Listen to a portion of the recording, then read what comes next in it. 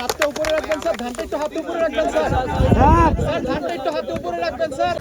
আজকে আমাদের এখানে আসার উদ্দেশ্য হলো যে আপনাদের কোনো সমস্যা আছে কিনা আপনারা আমাদের বলবেন।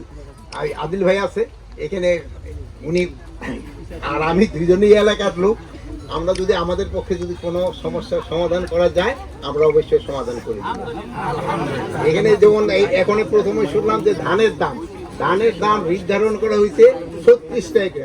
একটি সবচাইতে বড় একটা আমাদের দুর্ভাগ্যের বিষয়, সেই দুর্ভাগ্যের বিষয়টা আপনাকে আমরা অবহিত করতে চাই।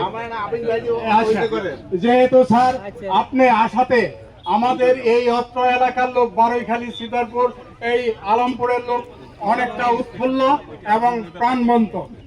স্যার এই আলমপুর থেকে একটি খাল আপনার সেই দোহার পর্যন্ত যে বিস্তৃত, এই খালের পার কিন্তু অনেক সময় বন্যা থেকে আপনার এই ফসলকে রক্ষা করত। বান্ডেল থাকলে প্রতি সেনমানিতে টাকা বাঁচবে। বিকাশ সেনমানি বান্ডেল কিনে জিতুন প্রতি লেনদেনে।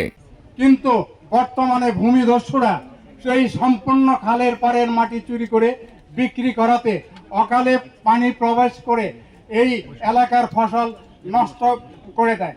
স্যার আপনাদের জানা আছে একটি মাত্র ফসল হয় ধান, সেই ধান প্রোডাকশন কস্ট কিন্তু অনেক।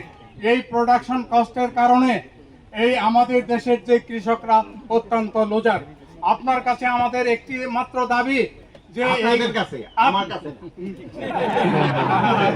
স্যার এখানে দুইটা ফসল যাতে উৎপন্ন হতে পারে সে তার যথাযথ ব্যবস্থা স্যার আপনি নেবেন এবং এই ভূমিদস্যুদের প্রতি স্যার ব্যবস্থা নেবেন।